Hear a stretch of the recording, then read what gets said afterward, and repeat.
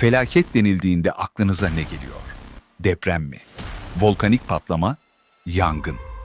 Bu felaketler sizce kaç şehri yok edebilir? Kaç bin kişinin ölümüne sebep olabilir? Hangi felaket tarihin akışını değiştirip insanlığı baştan yazdırabilir? Bu sorunun cevabını bir yerlerden muhakkak duydunuz. Büyük tufan. Sular altında kalmış bir dünya anlatısı. Dağların zirvelerinin bile suya gömüldüğü söylenen bir felaket.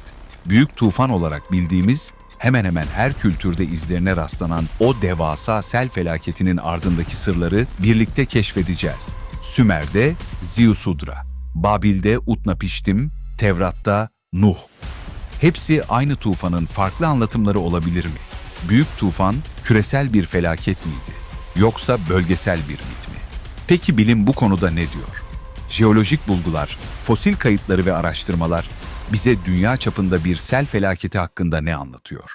Mitolojiden arkeolojiye, kutsal metinlerden modern teorilere uzanan bu yolculukta büyük tufanın izini sürerken hem efsaneleri hem de gerçekleri irdeleyeceğiz. Arkeses'e hoş geldiniz.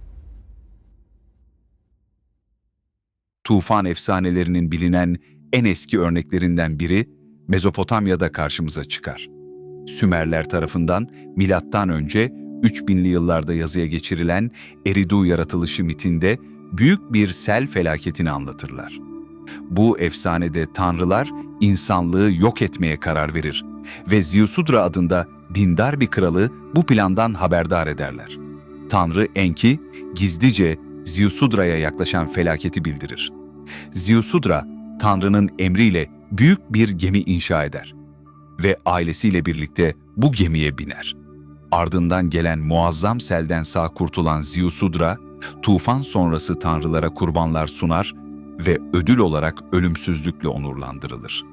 Sümer metinleri Ziusudra'nın tufandan sonra Dilmun topraklarında, bugünkü Bahreyn civarında olduğuna inanılır, sonsuza dek yaşamak üzere kutsandığını anlatır. Benzer bir hikaye daha sonra Babil uygarlığında karşımıza çıkar. Gılgamış destanının ünlü tufan öyküsünde Sümer'in Ziusudra'sı bu kez Şuruppak şehrinin kralı Utnapiştim ya da Akkad dilinde Atrahasis adıyla anılır. Tanrılar insanlığın gürültüsünden ve kötülüklerinden bıkarak dünyaya bir tufan göndermeye karar verirler. Özellikle Tanrı Enlil bu kararı alır. Fakat bilgelik tanrısı Enki yine insanların tamamen yok olmasına razı olmaz ve Utnapiştim'e gizlice büyük bir gemi yapmasını emreder. Utnapiştim ailesini, hizmetkarlarını ve tüm hayvan türlerinden örnekleri gemiye alır. Fırtına ve sel suları 6 gün 6 gece boyunca yeryüzünü kaplar. 7. gün tufan diner ve gemi bir dağın tepesine oturur. Destanda bu dağ Nisir Dağı olarak geçer ve günümüz akademik dünyasında İran-Irak sınırındaki Piramagrun Dağı ile özdeşleştirilir. Utnapiştim, suların tamamen çekilip çekilmediğini anlamak için bir güvercin, bir kırlangıç ve bir karga salar. Güvercin ve kırlangıç geri döner. Fakat karga geri dönmeyince karanın ortaya çıktığını anlar. Gemiden inip tanrılara kurban sunar. Tanrılar Utnapiştim'in kurbanının hoş kokusunu duyup memnun olurlar ve tufandan kurtulduğu için onu ölümsüz yaparlar. Bu ödül sayesinde Utnapiştim ve eşi tıpkı Sümer versiyonundaki Ziusudra gibi tanrılar tarafından sonsuza dek yaşayacakları bir yere gönderilirler. Bu öykü, geminin oturduğu dağ, salınan kuşlar, kurban sunma, yani genel kurgusuyla Tevrat'taki tufan anlatısına çarpıcı bir biçimde benzerlik gösterir. Bu kadim tabletler, tufan mitosunun Mezopotamya'da ne kadar önemli olduğunu gösteriyor. Nitekim 1872 yılında İngiliz çevirmen George Smith, Asur kralı Asurbanipal'in Ninova'daki kütüphanesinden çıkarılan bir tabletin üzerindeki çivi yazısını çözdüğünde, bunun Tevrat'taki tufan hikayesine çok benzeyen bir öykü anlattığı ortaya çıktı. Bu keşif kutsal kitaplardaki tufan anlatısının daha eski Mezopotamya efsanelerinden kaynaklanabileceğine dair güçlü bir ipucu sundu. Şimdi gelelim Tevrat'taki Nuh tufanına. Büyük tufan denince çoğumuzun aklına ilk olarak Nuh'un gemisi hikayesi gelir. Tevrat'ın yaratılış kitabında 6'dan 9'a kadar olan bölümlerde anlatıldığına göre Tanrı, insanların yeryüzündeki kötülük ve şiddetinden dolayı pişman olur ve insanlığı bir tufanla yok etmeye karar verir. Ancak dürüst bir kul olan Nuh'u uyarır ve ona bir gemi inşa etmesini söyler. Tevrat'ta gemi tarifi çok nettir. 6. bölüm 15. ayette şöyle der: Gemiyi şöyle yapacaksın. Uzunluğu 300, genişliği 50 ve yüksekliği 30 arşın olacak. Nuh, ailesi ve her hayvan türünden bir dişi bir erkek çifti gemiye alır. Ardından 40 gün 40 gece aralıksız yağan yağmurla sular yükselir. Tüm yüksek dağlar dahi su altında kalır. Nuh ve yanındakiler dışında tüm canlılar helak olur. Sular 150 gün sonra çekilmeye başlar ve gemi 7. ayın 17. günü Ararat dağlarına oturur. Ararat dağı genellikle Ağrı Dağı olarak yorumlanır. Tevrat'ta geçen Ararat kelimesi aslında o dönemdeki Urartu Krallığı'nın bulunduğu geniş bir coğrafi bölgeyi ifade eder. Bu krallık, günümüzdeki Doğu Anadolu, Ermenistan ve Kuzeybatı İran'ın bir kısmını kapsayan dağlık bir alandı.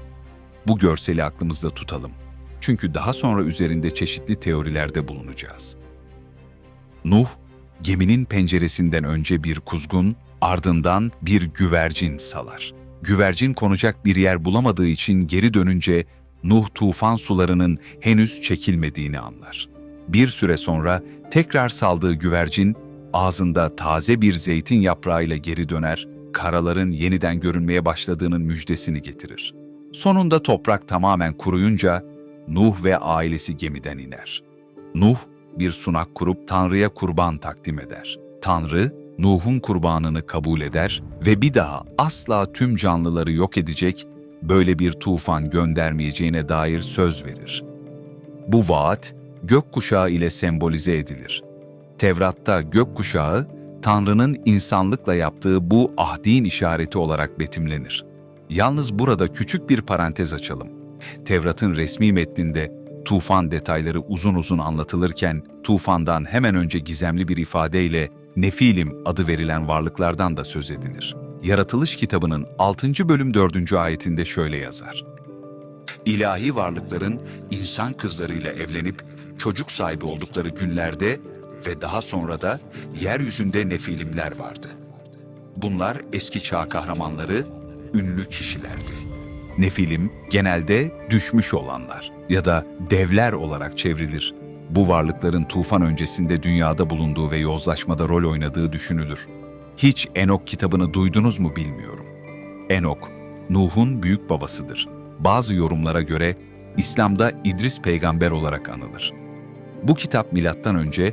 3. veya 2. yüzyılda yazılmış Yahudi apokrif metinlerinden biridir. Tevrat ya da İncil'e dahil değildir. Sadece Habeşistan'daki Ortodoks Kilisesi tarafından kutsal metin olarak kabul edilir. Enok'un kitabında anlatılanlara göre, tufan öncesinde Tanrı'nın oğulları olarak anılan bazı melekler yeryüzüne iner, insan kadınlarla birliktelik yaşar ve bu ilişkiden devasa, yıkıcı varlıklar doğar. İşte Nefilimler bu varlıklardır. Onların yeryüzünü kana ve şiddete boğması, Tanrı'nın tufanı gönderme kararında belirleyici olur. Yani bazı inanışlara göre tufan sadece insanoğlunu değil, bu yarı ilahi, doğaüstü ırkı da yeryüzünden silmek içindi. Enok kitabı ve Nefilimler gerçekten çok ilginç bir konu ama bir o kadar da derin ve tartışmalı. O yüzden bunu ayrı bir videoda tüm detaylarıyla ele alacağız. Kur'an-ı Kerim'den devam edelim. Kur'an'daki Nuh kıssası da benzer şekilde Nuh peygamberin inkarcı kavmiyle mücadelesi ve tufandan kurtuluşunu anlatır. Kur'an'da Nuh tufanının tüm dünyayı kapladığı açıkça belirtilmez. Kur'an'daki anlatım Nuh'un kavminin helakına odaklanır ve bu durum bazı yorumculara göre küresel bir felaketten ziyade bölgesel bir olaya işaret eder. Hud suresi 40. ayette tufanın başlangıcı şöyle tarif edilir: Nihayet emrimiz gelip tandır kaynamaya başlayınca, sular coşup taşınca, Nuh'a dedik ki, her cins canlıdan erkekli dişili birer çift, bir de kendileri hakkında Daha önce hüküm verilmiş olanlar dışındaki ailen ile iman edenleri ona yükle. Buradaki tandır kaynadı ifadesi dikkat çekici. Tandır, Türkçe'de toprak fırın demektir.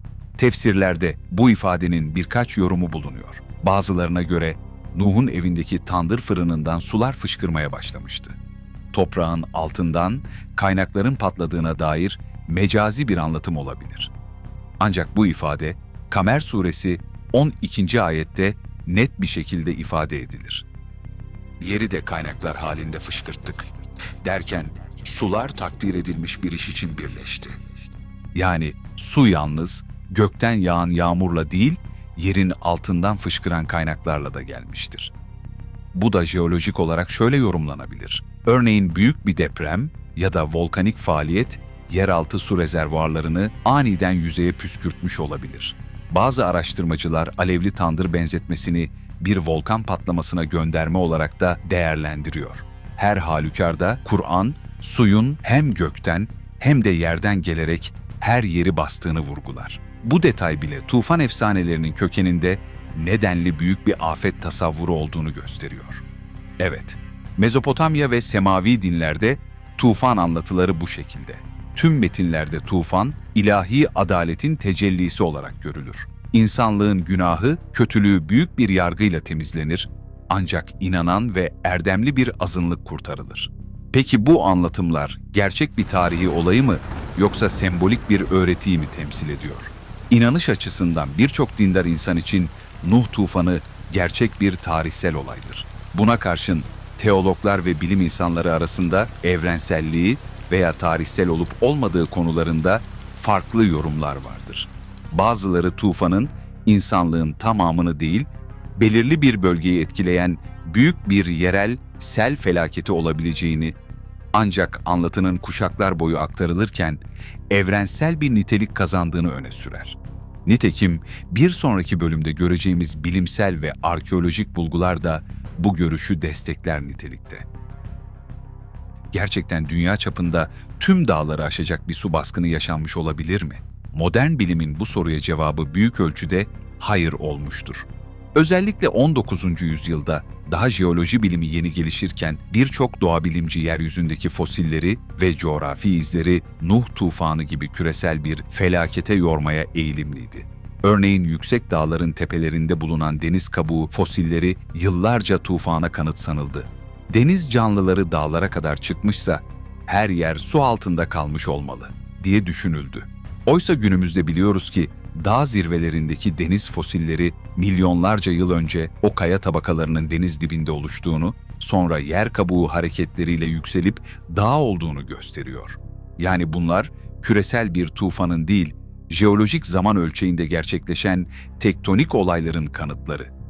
Jeoloji bilimi ilerledikçe anlaşıldı ki dünya tarihinde tek bir dönem tüm yeryüzünü suyla kaplamış bir evrensel tufan yok. Bunun yerine farklı dönemlerde, farklı bölgelerde yaşanmış bölgesel seller var. Öte yandan yerel ölçekte büyük felaketlerin izleri gerçekten de mevcut.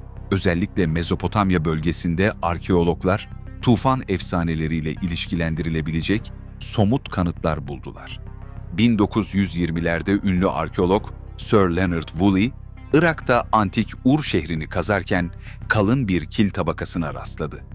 Bu tabaka, altında ve üstünde insan yapımı eserler olan yaklaşık 2,5 metre kalınlığında steril bir sel tortusuydu. Woolley, önce bunu Nuh tufanının izi diye duyurmuştu. Ancak sonraki araştırmalar, Ur'daki bu sel tabakasının M.Ö. 3800'ler civarına, yani Sümerlerin erken dönemine ait daha yerel bir taşkın olduğunu düşündürdü. Asıl heyecan verici keşif 1930'larda Şuruppak, bugünkü Fırat üzerindeki Fara Höyüğü ve Kiş gibi diğer Sümer şehirlerinde yapıldı. Arkeolog Erik Schmidt, Şuruppak'ta Yemdet Nasr dönemi sonuna tarihlenen bir tabakanın altında yerleşim buluntuları, üstünde ise yine kalın bir sel tabakası tespit etti. Yani yaklaşık M.Ö. 2900 dolaylarında o bölgede büyük bir taşkın yaşanmış ve şehri yıkmıştı. Aynı döneme ait sel izleri Kiş'te de rapor edildi. Bu bulgular Sümerlerin tufan anlatısındaki büyük selin gerçekten Mezopotamya Ovası'nda meydana gelen büyük bir nehir taşkını olabileceğini gösteriyor. Nitekim ünlü astrolog Samuel Noah Kramer ve arkeolog Max Mallowan 1960'larda bu kanıtları değerlendirip Mezopotamya tufan hikayesi evrensel değil fakat oldukça büyük bir bölgesel felakete dayanıyor olmalı sonucuna vardılar. Mallowan'ın ifadesiyle tufan hikayesine ilham veren felaket öyle tüm dünyayı değil ama kesinlikle Sümer ülkesini kasıp kavuran milattan önce 3000 civarında gerçekleşmiş muazzam bir taşkındı. Bu taşkın belki Fırat ve Dicle'nin yatak değiştirmesi sonucu olmuştu. Gerçekten de Şurupak kazısında bulunan sel kalıntısı, nehirlerin yatak değiştirmesiyle oluşan ani bir avülsiyon tortusuna benzetilmiştir. Özetle arkeoloji diyor ki, evet, Mezopotamya'da büyük bir tufan yaşanmış.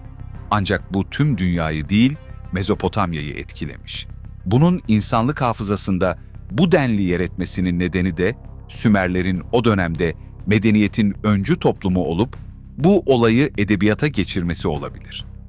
Sonrasında da bu hikaye Akadlar, Babiller ve nihayet Tevrat yazıcıları tarafından kopyalanarak tüm dünyaya mal olmuştur. Peki Mezopotamya dışında daha önceki bir dönemde küresel sayılabilecek bir sel felaketi olmuş olabilir mi? Jeologlar uzun yıllardır bu soruya yanıt arıyor. Son 20-30 yılda gündeme gelen en popüler teorilerden biri Karadeniz taşkını hipotezi olarak biliniyor. 1990'ların sonunda Amerikalı jeologlar William Rain ve Walter Pittman, Karadeniz'in tarihine dair ilginç bulgulara ulaştılar. Buzul çağının sonlarına doğru küresel ısınmayla buzullar erirken deniz seviyeleri hızla yükseliyordu. Rain ve Pittman'ın 1997'de öne sürdüğü hipoteze göre yaklaşık M.Ö. 5600 civarında yükselen Akdeniz suları İstanbul Boğazı'ndaki doğal seti aşarak o dönemde tatlı su gölü olan Karadeniz'e muazzam bir güçle boşaldı.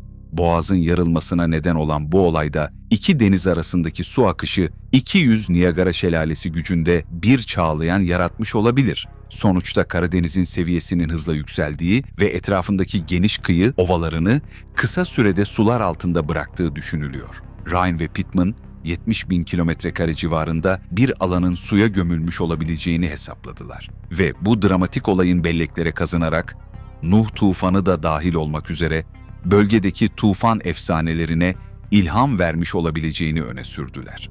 Bu hipotez hem bilim dünyasında hem de popüler kültürde büyük sansasyon yarattı. Nuh Tufanı adında bir kitap bile yayınlayan Rain ve Pittman, bulgularını geniş kitlelere duyurdular. Dahası ünlü deniz arkeoloğu Robert Ballard, Titanic'in enkazını bulan kişi olarak tanınır, Karadeniz'de sualtı araştırmaları yaparak eski kıyı şeritlerini ve batık yerleşim izlerini aradı.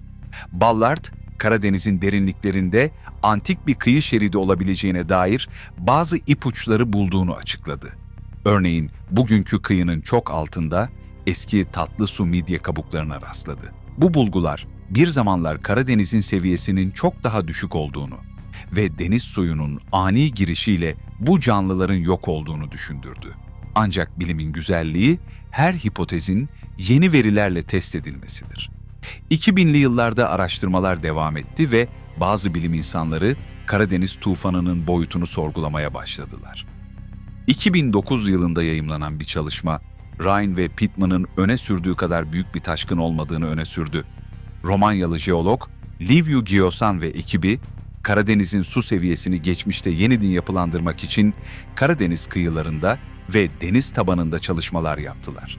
Sonuçlara göre 7600 yıl önce Karadeniz'in seviyesi Akdeniz'den en fazla 5-10 metre daha düşüktü. Boğaz açıldığında gerçekleşen su baskını belki de yalnızca 2000 kilometrekarelik bir alanı suya boğmuştu. Bu da Rain ve Pittman'ın öngördüğü felaketin çok daha küçük bir ölçeği demekti.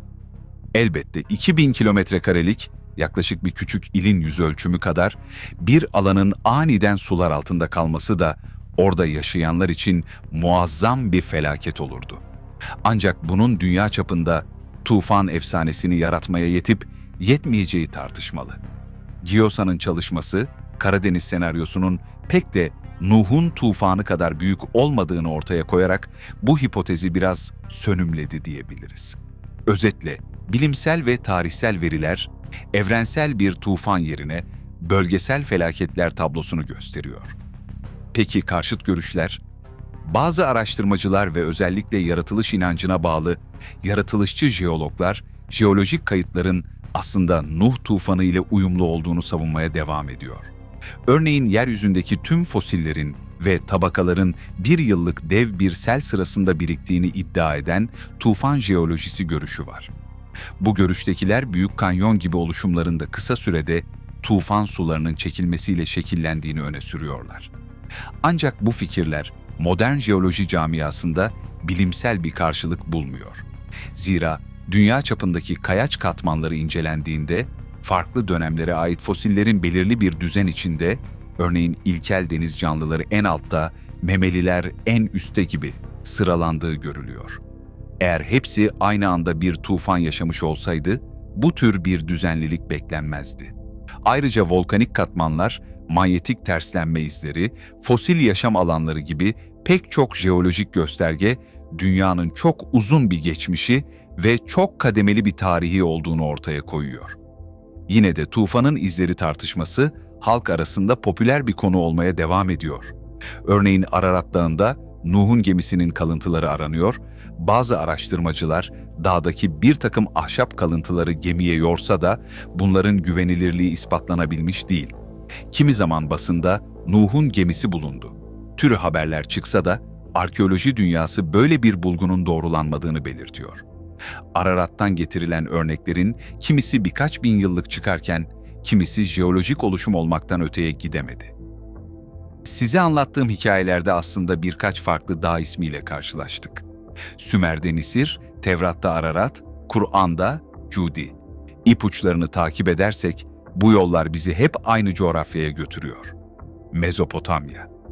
Bu bölgede büyük bir taşkın yaşandığına dair kanıtlar aşikar. Ama ne gariptir ki bugüne kadar yapılan araştırmaların neredeyse tamamı Ağrı Dağı'na yönelikti. Oysa haritaya baktığımızda Ağrı Dağı Mezopotamya'dan oldukça uzakta kalıyor.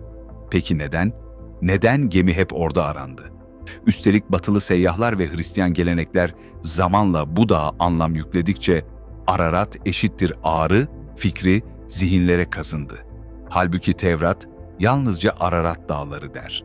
Ne Ağrı'dan söz eder ne de tek bir dağdan. Ama kimse haritayı açıp Mezopotamya'ya olan mesafeyi sormadı. Sümer'de adı geçen Nisir Dağı içinse bugün Piramagrun Dağı öne sürülüyor. Irak sınırlarında siyasal hassasiyetlerle çevrili. Zagros sıra dağlarının arasında kadim Mezopotamya şehirlerine sadece birkaç günlük yürüyüş mesafesinde. Utnapiştim için oldukça mantıklı. Belki de Sümerler kendi tufan kahramanlarını bu dağın yamacında kurtardılar. Öte yandan Kur'an'ın açıkça işaret ettiği Cudi, yıllarca askeri bölge ilan edildi. Kazı yapmak mümkün olmadı, araştırmalar durdu. Ama haritaya, metne ve mantığa birlikte baktığımızda bu dağ dini anlatılardaki en tutarlı lokasyonlardan biri olarak öne çıkıyor.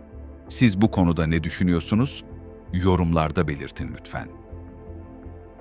Büyük Tufan, insanlığın ortak bilinçaltına kazınmış en etkileyici hikayelerden biri. İnananlar için Tanrı'nın gazabını ve merhametini aynı anda gösteren gerçek bir tarihi olay. Araştırmacılar için ise kültürler arası etkileşimin ve doğa karşısındaki kırılganlığımızın sembolik bir anlatımı. Tufan gerçekten yaşandı mı sorusunun yanıtı kime sorduğunuza bağlı değişiyor. Bilimsel açıdan bakıldığında dünya çapında her dağı örtecek bir su baskınına dair somut kanıt yok. Ama bölgesel megasellerin izi hem jeolojide hem arkeolojide mevcut. Belki de Nuh'un tufanı, Mezopotamya'da yaşanan büyük bir taşkının kuşaklar boyu efsaneleştirilmiş halidir. Belki Karadeniz'in suları yükselirken insanların yaşadığı dehşet, dilden dile aktarılarak dünya sular altında kaldığı noktasına vardırıldı. Veya belki de tufan hikayesi, insanlığın iyilik, kötülük, ceza af temalarını işlemeyi sevdiği evrensel bir mitolojik motif. Öte yandan inanış perspektifiyle yaklaşırsak, Milyonlarca insan tufanın gerçekten yaşandığına inanıyor. Bunun kanıtını arayanlar, Ağrı Dağı'nda gemi izlerinden tutun da Antarktika buzullarında suyun tuzluluk değişimlerine kadar pek çok ipucuna bakmaya devam ediyor. Kimi inançlı kitleler için kanıt inançtan sonra gelir. Yani kutsal metinlerde yazdığı için tufan gerçektir. Bilimin bunu nasıl açıkladığı ikinci plandadır. Kimi için ise tufan hikayesi, insanoğlunun kibri karşısında doğaya saygıyı hatırlatan büyük bir alegoridir. Sizin ne düşündüğünüz de önemli. Bu videoyu izledikten sonra belki aklınızda hala sorular var. Onca kanıt yoksa bu kadar toplum bu hikayeyi neden anlattı? Ya gerçekten bir tufan olduysa ve biz izlerini henüz bulamadıysak? Yoksa tufan sadece insanların kolektif hayal gücünün bir ürünü mü? Böyle sorular insan aklını kurcalamaya devam edecek. Bilim ilerledikçe yeni bulgular ortaya çıkabilir, arkeologlar belki beklenmedik keşifler yapabilir. Ama şu anki bilgilerimize dayanarak söyleyebiliriz ki, büyük tufan muhtemelen büyük efsanelerin ve daha küçük ölçekli gerçek felaketlerin bir birleşimi. Sonuç olarak büyük tufanın izini sürdüğümüzde, antik tabletlerin satırlarından bilimsel makalelerin grafiklerine kadar uzanan zengin bir tabloyla karşılaşıyoruz. Efsane ile gerçeğin iç içe geçtiği bu tabloda, insanlık tarihi boyunca sorduğumuz soruların izleri hala var. Belki de asıl önemli olan, bu hikayeden ne öğrendiğimiz. Doğaya kulak vermek, hatalarımızı fark etmek ve yeni bir sayfa açmaktan korkmamak. Bir sonraki videoda görüşmek üzere, merak duygunuzu kaybetmeyin ve çevrenizdeki dünyayı sorgulamaya devam edin.